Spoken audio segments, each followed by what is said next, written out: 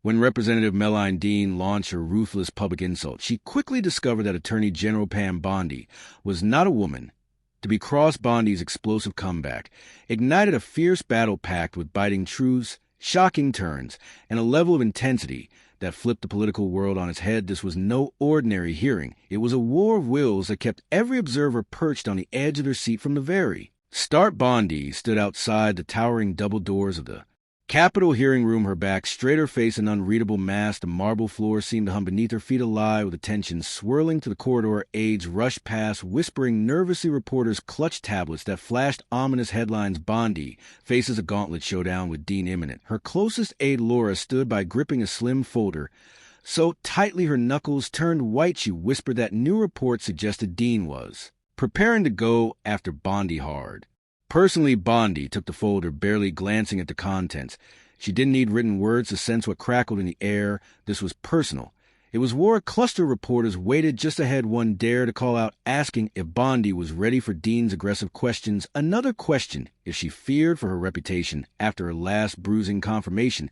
Hearing Bondi answer with silence, letting it stretch, daring them to. Twisted into doubt, Laura squeezed her arm, offering silent support. To the crack of the doors, Bondi saw Dean's silhouette, already upright, sharp legal pad in hand, lips moving as she conspired with another committee member. Dean was known for her savage interrogations, for blurring the line between fact-finding and character assassination. Rumors of her preparation had flooded the press. Bondi felt no fear, only the heavy, calm resolve. She had weathered scandals, stood up to governors, senators, presidents, but today was different. This was not just about her legal mind. It was a trial of her very character. Her chief of staff had warned that Dean was coordinating with allies, planning to turn the hearing into a headline-hungry spectacle. It wasn't about truth. It was about optics, about who would flinch first. Laura's phone buzzed with fresh updates. Dean was already trending online. "They're calling this a takedown," Laura muttered, scanning her screen. Expecting fireworks, Bondi met her anxious gaze. "They might get a show," she said, "but not the one there." Hoping for another aide arrived, breathless. The press wanted a comment about Dean's latest interview. Bondi told them she would speak for herself on her own terms, then handed the folder back. "I know every line of their attack," she said more to herself than anyone. This wasn't her first time being painted as a villain. Even so, a familiar weight pressed on her chest. Every hostile headline, every twisting of her words could become a new weapon against her. By sunset, the stakes were painfully personal, and in turn approached with a bottle of water, eyes wide as coins. Bondi accepted it, feeling an unexpected rush of gratitude for the tiny kindness. She drew a long breath, grounding herself, reminding herself why she came to Washington: to serve, not to merely survive. She would not let anyone strip her dignity. Not here, not today. The corridor buzzed with movement. Dean's team rushed past, faces hard with political purpose, but Bondi stood still, denying them even a hint of vulnerability. A camera zoomed in, hungry for a crack in her composure. She didn't blink. Then a hush fell. Judiciary Committee staffers signaled it was time. The great doors swung open, flooding the hall with bright light. Bondi adjusted her jacket, lifted her chin, and stepped forward, unshaken. The crowd, press, and flashbulbs burst. Whispers soared, but Bondi kept her eyes fixed ahead. As she passed Dean, their gazes locked in a silent clash before Bondi disappeared into a blaze of light. And rising murmur of the crowd in that instant. Everyone understood Bondi had not come to be anyone's victim. She had come ready for battle. As the doors closed and the audience surged forward, a single question gripped every mind. Would Bondi's legendary poise hold, or would Dean finally break of the answer? Waited inside the hearing room, which had transformed into a theater of power. Every seat filled, every eye riveted on the stage. The chairman sat at the center of it all, gavel poised, a veteran of political combat, holding back the chaos with sheer presence. As the room buzzed, he called a hearing to order, his voice slicing through the air like a blade. Bondi sat directly before the committee, an island of composed calm, her suit flawless, hands deliberately folded on the table, chin lifted. As if daring the world to judge her, she radiated a fierce, quiet authority. Across from her, Dean lounged in her seat with predatory ease, a faint smile on her lips that never touched her cold, calculating eyes, pen ready to script Bondi's downfall. When the chairman finished his formalities, he handed the floor to Dean, who leaned forward, voice sweet as honey, but barbed with threat. She thanked Bondi for gracing them with her presence, and hoped she was well prepared for what promised to be a spirited exchange. The pause that followed was a blade meant to cut. Bondi met her stare without a flicker, replying with cool precision that she welcomed the chance to share the truth and trusted they were all there for the public good. Her subtle emphasis on public Good was a reminder this was supposed to serve the people, not Dean's ambitions. The press surged forward phones, and cameras capturing every moment. Headlines exploded. Online. Bondi faces off with Dean Sparks. Already fly at the back of the room, a journalist whispered, "She's going to go for the throat." Dean's slight shrug and icy stare confirmed it. This was no routine inquiry. It was an orchestrated takedown, as the chairman opened the session for questions. Every eye turned to Dean, who wasted no time. Launching her assault, she went straight for the nation's rawest wound. January 6, demanding how Bondi could speak of law and respect when her administration's first act was to pardon those who stormed the Capitol. Her voice dripped with contempt. She accused Bondi of betraying the country, its officers, its very conscience. The room sucked in a collective breath, the air now thick enough to choke. Bondi sat, hands folded, expression unflinching. Her decades of public trial had built more than habit. They had forged steel. She answered evenly, invoking the confidentiality of her counsel to the president, refusing to turn a sacred trust into political theater. She reminded them her record on law enforcement spoke louder than any spectacle. Some on the committee traded uncertain glances.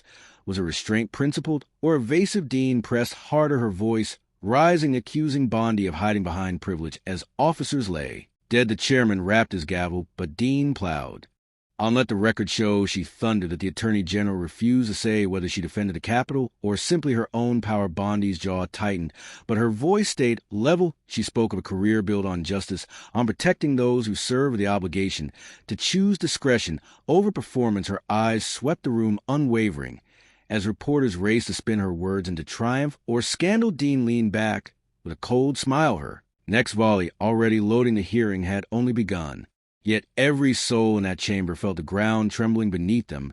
They were witnessing not just questions and answers, but clash that would carve itself into the country's memory forever. She was relentless, demanding if Bondi would keep hiding behind the office, using confidentiality as a shield while real people, officers, had died.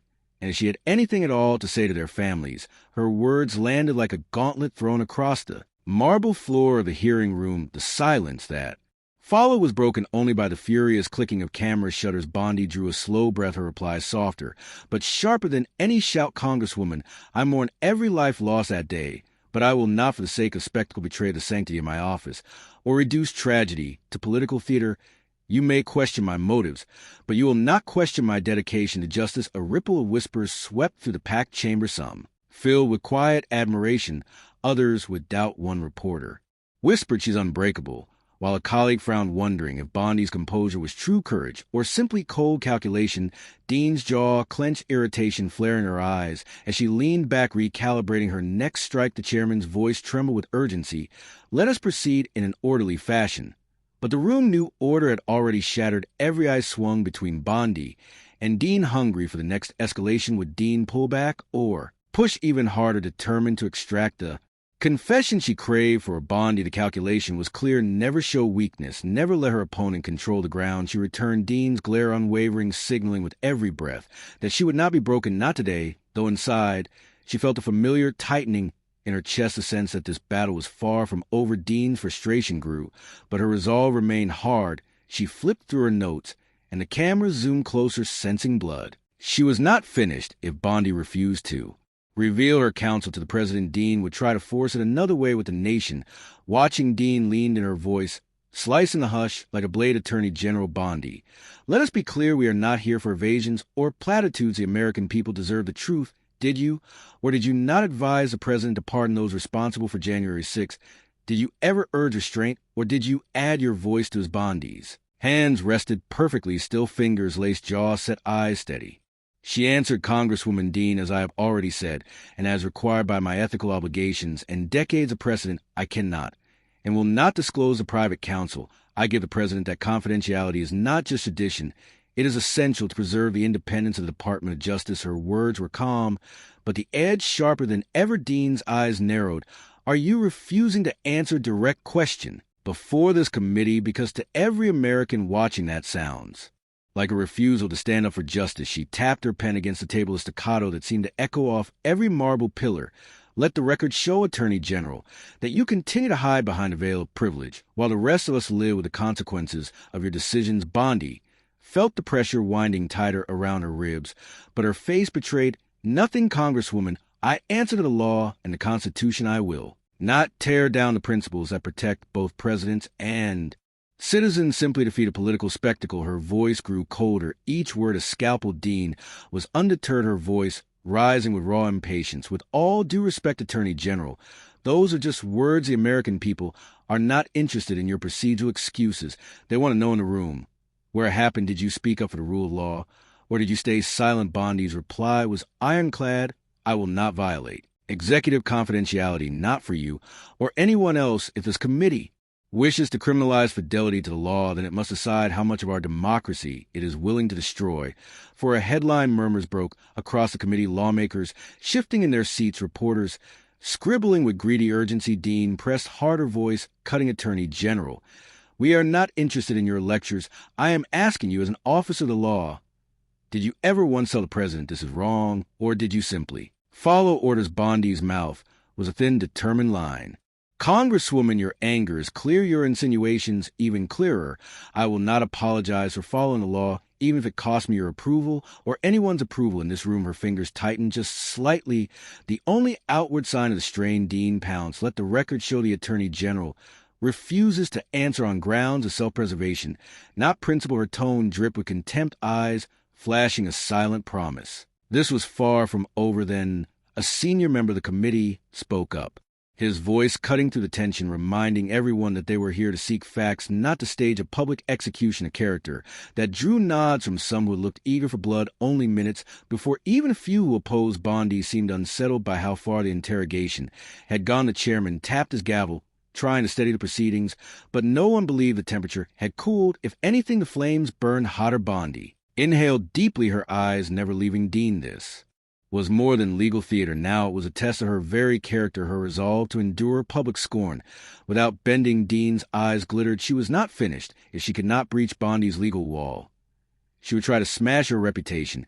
She straightened her stack of papers and dropped the last pretense of courtesy. Attorney General, let us stop this dance. Your administration has become a spectacle of incompetence, corruption, and cruelty that is the legacy you and your colleagues will leave to the American people. Incompetence